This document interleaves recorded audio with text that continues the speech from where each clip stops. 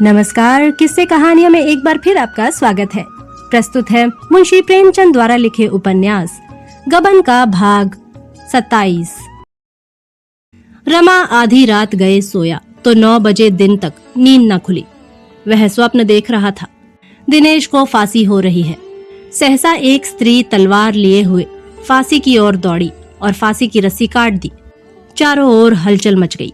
वह औरत जालपा थी। जालपा को लोग घेर कर पकड़ना चाहते थे, पर वह पकड़ में ना आती थी। कोई उसके सामने जाने का साहस ना कर सकता था। तब उसने एक छलांग मारकर रमा के ऊपर तलवार चलाई। रमा घबराकर उठ बैठा। देखा तो दारोगा और इंस्पेक्टर कमरे में खड़े हैं और डिप्टी साहब आराम कुर्सी पर लेटे हुए सिगार पी रहे हैं। दारोगा ने कहा, आज तो आप खूब सोए बाबू साहब, कल कब लौटे थे? रमा ने एक कुर्सी पर बैठकर कहा, जरा देर बाद लौट आया था। इस मुकदमे की अपील तो हाईकोर्ट में होगी ना? इंस्पेक्टर ने कहा, अपील क्या होगी, जाब्ते की पाबंदी होगी। आपने मुकदमे को इतना मजबूत कर दिया है कि वह अब किसी के हिलाए हिल नहीं सकता। हलफ से कहता हूँ, आपने कमाल कर दिया। अब आप उधर से बेफिक्र हो जाइए। हाँ, अभी जब तक फैसला ना हो जाए यह मुनासिब होगा कि आपकी हिफाजत का ख्याल रखा जाए। इसलिए फिर पहरे का इंतजाम कर दिया गया है। इधर हाईकोर्ट से फैसला हुआ, उधर आपको जगह मिली। डिप्टी साहब ने सिगार का धुआं फेंक कर कहा, यह डीओ कमिश्नर साहब ने आपको दिया है, जिसमें आपको कोई तरह की शक ना हो। देखिए, यूपी के होम सेक्रेटरी के नाम है। आप वहां यह डीओ दिखाएंगे, वह आपको कोई बहुत अच्छी जगह दे देगा। इंस्पेक्टर ने कहा, कमिश्नर साहब आपसे बहुत खुश हैं। हलफ से कहता हूँ। डिप्टी बोले, बहुत खुश है। वह यूपी को अलग डायरेक्ट भी चिट्ठी लिखेगा। तुम्हारा भाग्य खुल गया। यह कहते हुए उसने डीओ रमा की तरफ बढ़ा दिया। रमा ने लिफाफा खोलकर देखा और एकाएक उसको फाड़कर पुर्जे पुर्जे कर डाला। तीनों आदमी विस्मय से उसका मुंह ताकने लगे। दारोगा ने कहा, रात बहुत पी गए थे क्या? आपके हक में अच्छा ना होगा। इंस्पेक्टर ने कहा, हलफ से कहता हूँ, कमिश्नर साहब को मालूम हो जाएगा तो बहुत नाराज होंगे। डिप्टी बोले, इसका कुछ मतलब हमारे समझ में नहीं आया। इसका क्या मतलब है? रमानाथ ने कहा, इसका यह मतलब है कि मुझे इस डीओ की जरूरत नहीं है और ना मैं नौकरी चाहता हूँ। मैं आज ही यहाँ से चला जाऊंगा। डिप्टी बोले, जब तक हाईकोर्ट का फैसला ना हो जाए तब तक आप कहीं नहीं जा सकता। रमानाथ ने कहा, क्यों? डिप्टी बोले, कमिश्नर साहब का यह हुक्म है। रमानाथ ने कहा, मैं किसी का गुलाम नहीं हूं। इंस्पेक्टर बोले, बाबू रमानाथ, आप क्यों बना बनाया खेल बिगाड़ रहे हैं?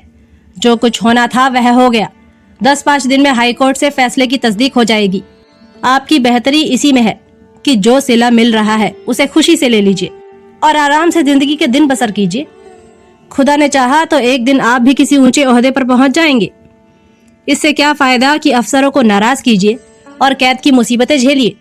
हलफ से कहता हूँ, अफसरों की जरा सी निगाह बदल जाए तो आपका कहीं पता न लगे। हलफ से कहता हूँ, एक इशारे में आपको 10 साल की सजा हो जाए। आप हैं किस ख्याल में? हम आपके साथ शरारत नहीं करना चाहते। हाँ, अगर आप हमें सख्ती करने पर मजबूर करेंगे तो हमें सख्ती करनी पड़ेगी। जेल को आसान ना समझिएगा। खुदा दोजख में ले जाए पर जेल की सजा न दे। मार धाड़ गाली गुतरी वह तो वहां की मामूली सजा है। चक्की में जोत दिया तो मौत ही आ गई। हलफ से कहता हूँ, दोजख से बदतर है जेल। दारोगा ने कहा, यह बेचारे अपनी बेगम साहब से माजूर हैं। वह शायद इनके जान की गाहक हो रही है, उनसे इनकी कोर दबती है। इंस्पेक्टर बोले, क्या हुआ? कल तो वह हार दिया था ना, फिर भी राजी नहीं हुई? रमा ने कोट की जेब से हार निकालकर मेज पर रख दिया और बोला, वह हार यह रखा हुआ है। इंस्पेक्टर ने कहा, अच्छा, इसे उन्होंने नहीं कबूल किया? डिप्टी बोले, कोई प्राउड लेडी है। इंस्पेक्टर ने कहा, कुछ उनकी भी मिजाज पुरसी करने की जरूरत होगी। दारोगा ने कहा, यह तो बाबू साहब के रंग ढंग और सलीके पर मुनहसर है। अगर आप खामखा हमें मजबूर ना करेंगे तो हम आपके पीछे ना पड़ेंगे। डिप्टी बोले, उस खटिक से भी मुचलका ले लेना चाहिए। रमानाथ के सामने एक नई समस्या खड़ी हुई, पहली से कहीं जटिल, कहीं भीषण। संभव था वह अपने को कर्तव्य की वेदी पर बलिदान कर देता, 2-4 साल की सजा के लिए अपने को तैयार कर लेता।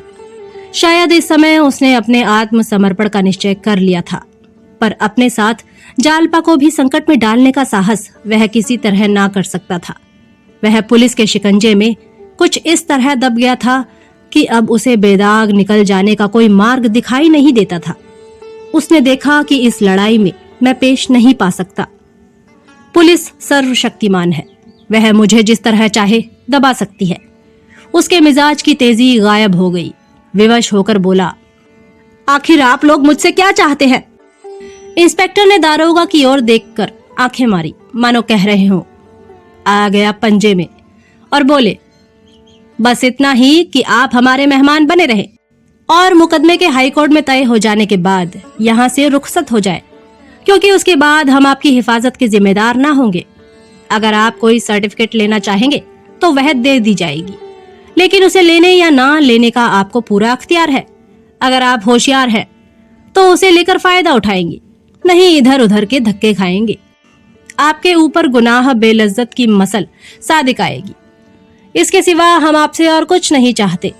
हलफ से कहता हूँ, हर एक चीज जिसकी आपको ख्वाहिश हो यहाँ हाजिर कर दी जाएगी, लेकिन जब तक मुकदमा खत्म हो जाए आप आजाद नहीं हो सकते।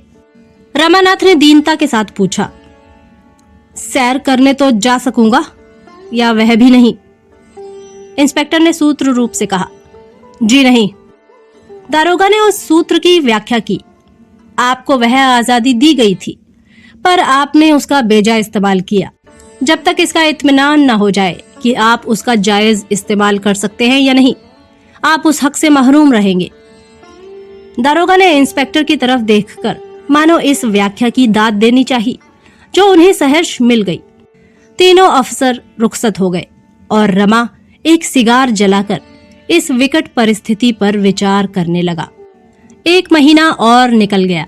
मुकदमे के हाईकोर्ट में पेश होने की तिथि नियत हो गई।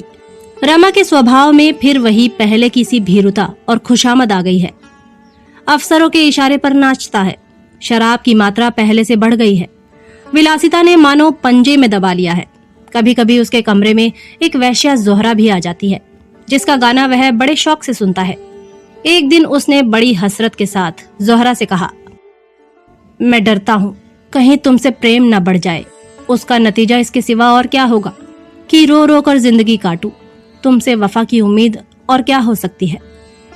जोहरा दिल में खुश होकर अपनी बड़ी बड़ी रत्नारी आंखों से उसकी ओर ताकती हुई बोली, हाँ साहब, हम वफा क्या जाने, आखिर वैश्या ही तो ठहरी। बेवफा वैश्या भी कहीं वफादार हो सकती है? रमा ने आपत्ति करके पूछा, क्या इसमें कोई शक है? जोहरा ने कहा, नहीं, जरा भी नहीं। आप लोग हमारे पास मोहब्बत से लबालब भरे दिल लेकर आते हैं, पर हम उसकी जरा भी कद्र नहीं करती। यही बात है ना? रमानाथ ने कहा, बेशक।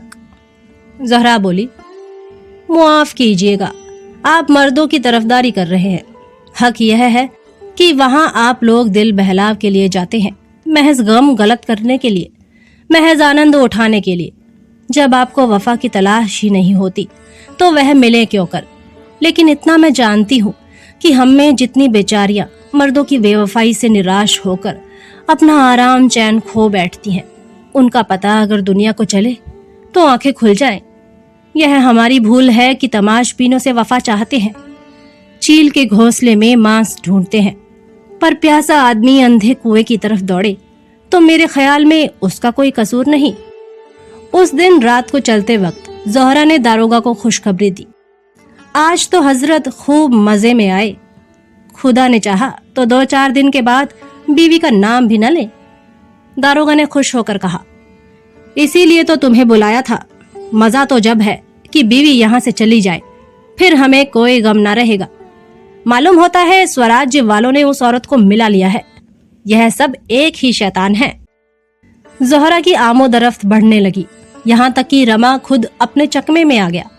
उसने जोहरा से प्रेम जताकर अफसरों की नजर में अपनी साख जमानी चाही थी, पर जैसे बच्चे खेल में रो पड़ते हैं, वैसे ही उसका प्रेमाभिनय भी प्रेमोन्माद बन बैठा।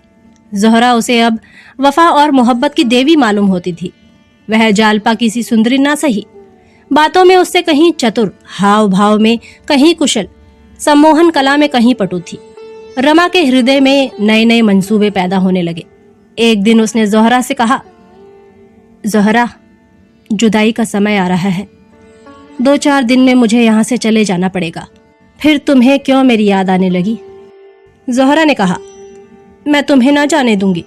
यहीं कोई अच्छी सी नौकरी कर लेना, फिर हम तुम आराम से रहेंगे। रमा ने अनुरक्त होकर कहा, दिल से कहती हो ज़ोहरा? देखो, तुम्हें मेरे सिर की कसम, दगा मत देना। ज़ोहरा बोली, अगर यह खौफ हो तो निकाह पढ़ा लो। निकाह के नाम से चिढ़ हो तो ब्याह कर लो। पंडितों को बुलाओ। अब इसके सिवा मैं अपनी मोहब्बत का और क्या सबूत दूं? रमा निष्कपट प्रेम का यह परिचय पाकर विहल हो उठा। ज़ोहरा के मुंह से निकलकर इन शब्दों की सम्मोहक शक्ति कितनी बढ़ गई थी। यह कामिनी, जिस पर बड़े बड़े रईस फिदा हैं, मेरे लिए इतना बड़ा त्याग करने को तैयार है।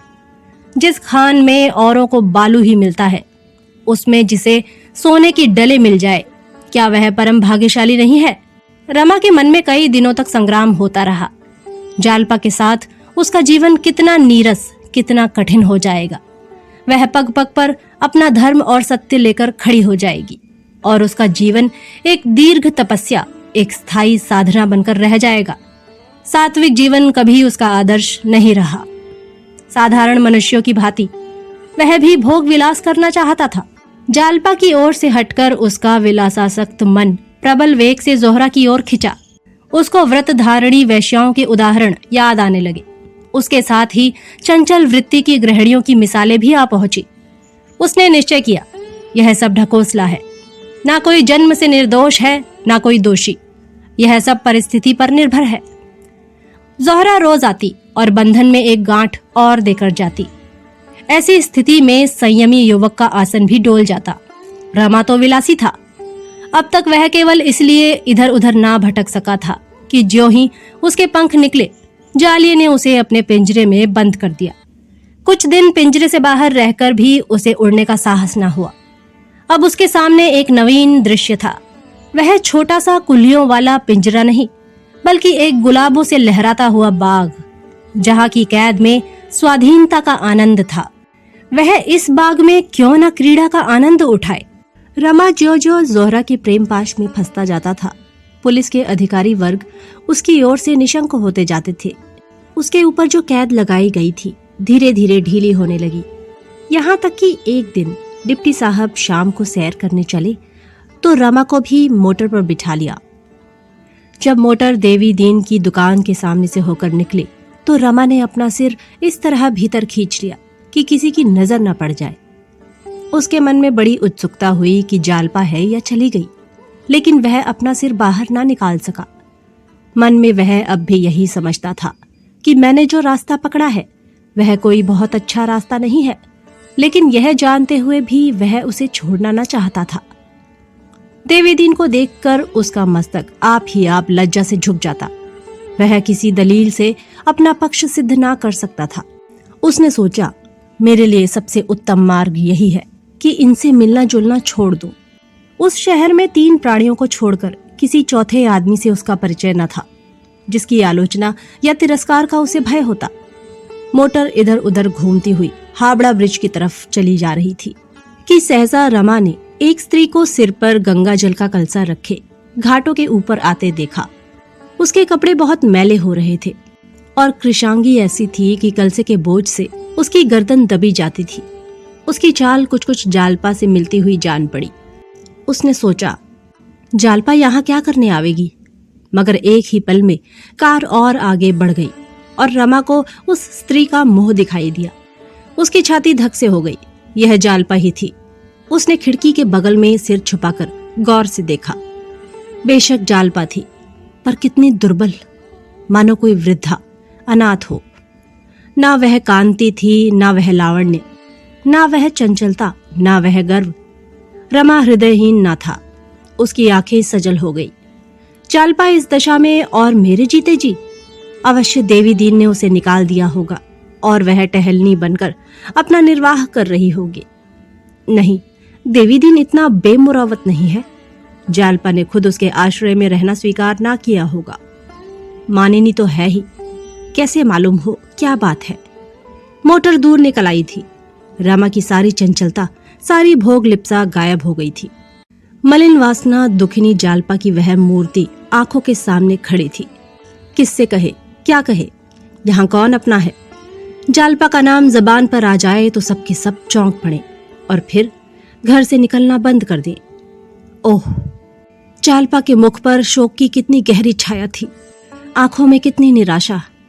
आह, उन सिमटी हुई आंखों में जले हुए हृदय से निकलने वाली कितनी आहें सिर पीटती हुई मालूम होती थी। मानो उन पर हंसी कभी आई ही नहीं, मानो वह कली बिना खिले ही मुरझा गई। कुछ देर के बाद जोहरा आई, इठलाती, मुस्कुराती, लचकती, पर रमा आज उससे भी कटा कटा रहा। जोहरा ने पूछा, आज किसी की याद आ रही है क्या? यह कहते हुए उसने अपनी गोल नर्म मक्खन सी बांह उसकी गर्दन में डालकर उसे अपनी ओर खींचा। रमा ने अपनी तरफ जरा भी जोर न दिया, उसके हृदय पर अपना मस्तक रख दिया, मानो अब यही उसका आश्रय है। जोहरा ने कोमलता में डूबे हुए स्वर में पूछा, सच बताओ, आज इतने उदास क्यों हो? क्या मुझसे किसी बात पर नाराज हो? रमा ने आवेश से कांपते हुए स्वर में कहा, नहीं जोहरा, तुमने मुझ अभागे पर जितनी दया की है उसके लिए मैं हमेशा तुम्हारा एहसानमंद रहूंगा।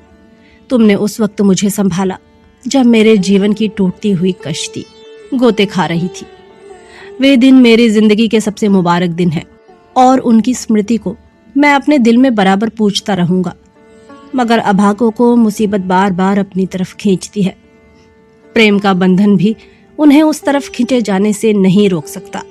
मैंने जालपा को जिस सूरत में देखा है वह मेरे दिल को भालों की तरह छेद रहा है। वह आज फटे मैले कपड़े पहने सिर पर गंगा जल का कलसा लिए जा रही थी। उसे इस हालत में देखकर मेरा दिल टुकड़े टुकड़े हो गया। मुझे अपनी जिंदगी में कभी इतना रंज ना हुआ था। कुछ नहीं कह सकता उस पर क्या बीत रही है। जोहरा ने पूछा, वह तो उस बुढ़े मालदार खटिक के घर पर थी। रमानाथ ने कहा, हाँ थी तो, पर नहीं कह सकता क्यों वहां से चली गई। इंस्पेक्टर साहब मेरे साथ थे, उनके सामने मैं उससे कुछ पूछ तक न सका। मैं जानता हूं वह मुझे देखकर मुंह उधर लेती और शायद मुझे जलील समझती, मगर कम से कम मुझे इतना तो मालूम हो जाता कि वह इस वक्त इस दशा में क्यों है। हाँ, तुम मुझे चाहे दिल में जो कुछ समझ रही हो, लेकिन मैं इस ख्याल में मगन हूं कि तुम्हें मुझसे प्रेम है और प्रेम करने वालों से हम कम से कम हमदर्दी की आशा करते हैं। यहाँ एक भी ऐसा आदमी नहीं जिससे मैं अपने दिल का कुछ हाल कह सकूं। तुम भी मुझे रास्ते पर लाने ही के लिए भेजी गई थी, मगर तुम्हें मुझ पर दया आ गई। शायद तुमने गिरे हुए आदमी पर ठोकर मारना मुनासिब न समझा। अगर आज हम और तुम किसी वजह से रूठ जाए तो क्या कल तुम मुझे मुसीबत में देखकर मेरे साथ जरा भी हमदर्दी न करोगी? क्या मुझे भूखों मरते देखकर मेरे साथ उससे कुछ भी ज्यादा सलूक न करोगी जो आदमी कुत्तों के साथ करता है? मुझे तो ऐसी आशा नहीं। जहाँ एक बार प्रेम निवास किया हो वहां उदासीनता और विराग चाहे पैदा हो जाए, हिंसा का भाव नहीं पैदा हो सकता। क्या तुम मेरे साथ जरा भी हमदर्दी ना करोगी जोहरा? तुम अगर चाहो तो जालपा का पूरा पता लगा सकती हो। वह कहाँ रहती है, क्या करती है, मेरी तरफ से उसके दिल में क्या ख्याल है, घर क्यों नहीं जाती, यहाँ कब तक रहना चाहती है। अगर तुम किसी तरह जालपा को प्रयाग जाने पर राजी कर सको जोहरा, तो मैं उम्र भर तुम्हारी गुलामी करूंगा। इस हालत में मैं उसे नहीं देख सकता। शायद आज ही रात को मैं यहाँ से भाग जाऊं। मुझ पर क्या गुजरेगी इसका मुझे जरा भी भय नहीं। मैं बहादुर नहीं हूँ, बहुत कमजोर आदमी हूँ। हमेशा खतरे के सामने मेरा हौसला पस्त हो जाता है, लेकिन मेरी बेगैरती भी यह चोट नहीं सह सकती। जोहरा वैश्या थी। उसको अच्छे बुरे सभी तरह के आदमियों से साबिका पड़ चुका था। उसकी आंखों में आदमियों की परख थी। उसको इस परदेशी युवक में और अन्य व्यक्तियों में एक बड़ा फर्क दिखाई देता था। पहले वह यहाँ भी पैसे के गुलाम बनकर ही आई थी, लेकिन 2-4 दिन के बाद ही उसका मन रमा की ओर आकर्षित होने लगा। प्रौढ़ा स्त्रियां अनुराग की अवहेलना नहीं कर सकती। रमा में और सब दोष हों, पर अनुराग था। इस जीवन में जोहरा को यह पहला आदमी ऐसा मिला था जिसने उसके सामने अपना हृदय खोल कर रख दिया, जिसने उससे कोई पर्दा न रखा। ऐसे अनुराग रत्न को वह खोना नहीं चाहती थी। उसकी बात सुनकर उसे जरा भी ईर्ष्या न हुई, बल्कि उसके मन में एक स्वार्थमय सहानुभूति उत्पन्न हो गई। इस युवक को, जो प्रेम के विषय में इतना सरल था, वह प्रसन्न करके हमेशा के लिए अपना गुलाम बना सकती थी। उसे जालपा से कोई शंका न थी। जालपा कितनी ही रूपवती क्यों न हो, ज़ोहरा अपने कला कौशल से, अपने हाव भाव से उसका रंग फीका कर सकती थी। इसके पहले उसने कई महान सुंदरी खतरानियों को रुलाकर छोड़ दिया था, फिर जालपा किस गिनती में थी। ज़ोहरा ने उसका हौसला बढ़ाते हुए कहा, तो इसके लिए तुम क्यों इतना रंज करते हो प्यारे? ज़ोहरा तुम्हारे लिए सब कुछ करने को तैयार है। मैं कल ही जालपा का पता लगाऊंगी, और वह यहाँ रहना चाहेगी तो उसके आराम के सब सामान कर दूंगी। जाना चाहेगी तो रेल पर भेज दूंगी। रमा ने बड़ी दीनता से कहा, एक बार मैं उससे मिल लेता तो मेरे दिल का बोझ उतर जाता। ज़ोहरा चिंतित होकर बोली, यह तो मुश्किल है प्यारे, तुम्हें यहाँ से कौन जाने देगा? रमानाथ ने कहा, कोई तदबीर बताओ। ज़ोहरा बोली, मैं उसे पार्क में खड़ी कराऊंगी। तुम डिप्टी साहब के साथ वहां जाना और किसी बहाने से उससे मिल लेना। इसके सिवा तो मुझे और कुछ नहीं सूझता। रमा अभी कुछ कहना ही चाहता था कि दारोगा जी ने पुकारा, मुझे भी खिलवत में आने की इजाजत है। दोनों संभल बैठे और द्वार खोल दिया। दारोगा जी मुस्कुराते हुए आए और ज़ोहरा की बगल में बैठकर बोले, यहाँ आज सन्नाटा कैसा? क्या आज खजाना खाली है? आज अपने दस्ते हिनाई से एक जाम भर कर दो, भाईजान नाराज न होना। रमा ने कुछ तुष होकर कहा, इस वक्त तो रहने दीजिए दारोगा जी, आप तो पिए हुए नजर आते हैं। दारोगा ने ज़ोहरा का हाथ पकड़कर कहा, बस एक जाम ज़ोहरा, और एक बात और, आज मेरी मेहमानी कबूल करो। रमा ने तेवर बदल कर कहा, दारोगा जी आप इस वक्त यहाँ से जाएं, मैं यह गवारा नहीं कर सकता। दारोगा ने नशीली आंखों से देखकर कहा, क्या आपने पट्टा लिखा लिया है? रमा ने कड़क कर कहा, जी हाँ, मैंने पट्टा लिखा लिया है। दारोगा बोले, तो आपका पट्टा खारिज। रमानाथ ने कहा, मैं कहता हूं यहां से चले जाइए। दारोगा बोले, अच्छा, अब तो मेंढकी को भी जुकाम पैदा हुआ। क्यों ना हो, चलो ज़ोहरा, इन्हें यहां बकने दो। यह कहते हुए उन्होंने ज़ोहरा का हाथ पकड़कर उठाया। रमा ने उनके हाथ को झटका देकर कहा, मैं कह चुका, आप यहां से चले जाएं। ज़ोहरा इस वक्त नहीं जा सकती। अगर वह गई तो मैं उसका और आपका दोनों का खून पी जाऊंगा। ज़ोहरा मेरी है और जब तक मैं हूं कोई उसकी तरफ आंख नहीं उठा सकता। यह कहते हुए उसने दारोगा साहब का हाथ पकड़कर दरवाजे के बाहर निकाल दिया और दरवाजा जोर से बंद करके सिटकनी लगा दी। दारोगा जी बलिष्ठ आदमी थे, लेकिन इस वक्त नशे ने उन्हें दुर्बल बना दिया था। बाहर बरामदे में खड़े होकर वह गालियां बकने और द्वार पर ठोकर मारने लगे। रमा ने कहा, कहो तो जाकर बच्चा को बरामदे के नीचे ढकेल दूं, शैतान का बच्चा। ज़ोहरा बोली, बकने दो, आप ही चला जाएगा। रमानाथ ने कहा, चला गया। ज़ोहरा ने मगन होकर कहा, तुमने बहुत अच्छा किया, सुअर को बाहर निकाल दिया। मुझे ले जाकर दिक करता है, क्या तुम सचमुच उसे मारते? रमानाथ ने कहा, मैं उसकी जान लेकर छोड़ता। मैं उस वक्त अपने आप में न था, ना जाने मुझ में उस वक्त कहां से इतनी ताकत आ गई थी। ज़ोहरा बोली, और जो वह कल से मुझे ना आने दे तो? रमानाथ ने कहा, कौन? अगर इस बीच में उसने जरा भी भांजी मारी तो गोली मार दूंगा। वह देखो, ताक पर पिस्तौल रखा हुआ है। तुम अब मेरी हो ज़ोहरा। मैंने अपना सब कुछ तुम्हारे कदमों पर निसार कर दिया है और तुम्हारा सब कुछ पाकर ही मैं संतुष्ट हो सकता हूँ। तुम मेरी हो, मैं तुम्हारा हूँ। किसी तीसरी औरत या मर्द को हमारे बीच में आने का मजाज नहीं है जब तक मैं मर ना जाऊं। ज़ोहरा की आंखें चमक रही थी।